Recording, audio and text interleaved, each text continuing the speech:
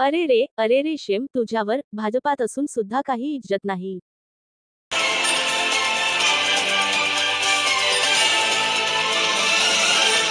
धक्कादायक, शूद्र खासदाराला राममंदिरात प्रवेशबंदी। वर्ध्याच्या भाजपच्या माजी खासदारास आज राम मंदिरात जाण्यापासून रोखण्यात आले। त्यामुळे गावकरी मोठ्या प्रमाणात संतप्त आणि नाराज झाले। मूर्तीच्या पूजेसाठी तडस हे गर्भगृहात शिरत असताना पुजाऱ्याने त्यांना रोखले व मूर्तीची पूजा करता येणार नाही, तुम्ही जरा लांबच रहा, असे बजावले। देश महासत्ता होण्याची व मंगळावर अंतरिक्ष स्थानक स्थापन करण्याची भाषा बोलतोय। मात्र दुसरीकडे अद्याप डॉक्टर बाबासाहेब आंबेडकरांनी कधी काळी अनुभवलेले अस्पृश्यपण आजही दिसून येण्याची धक्कादायी घटना घडत आहे।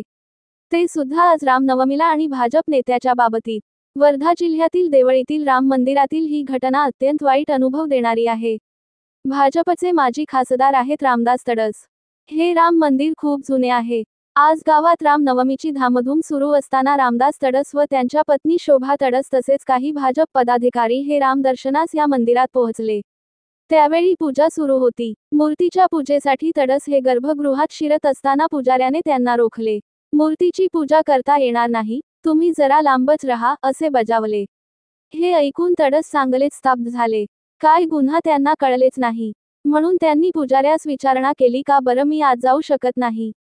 तेव्हा त्या पुजाऱ्याने दटावले की तुम्ही सोवळे घातलेले नाही, जानवे नाही, नेहमीच्या वस्त्रात दर्शन शक्य नाही, बाहेर निघा, असे पुजाऱ्याचे काळजावर घाव घालणारे बोल ऐकताच तडस यांना काहीच सुचेनासे झाले। वाद नको म्हणून ते माघारी फिरले। तडस यांनी मग सपत्नीक गाभारा सोडला। मूर्ती भोवती असलेल्या कठड्या बाहेर उभे राहून दर्शन घेतले। पूजेचे ताट हातीच राहिले। मूर्तीवर त्यांना फुलं वाहता आली नाहीच। ब्राह्मणेतर स्त्रीशूद्रातिशूद्रांना हा एका प्रकारे इशाराच आहे।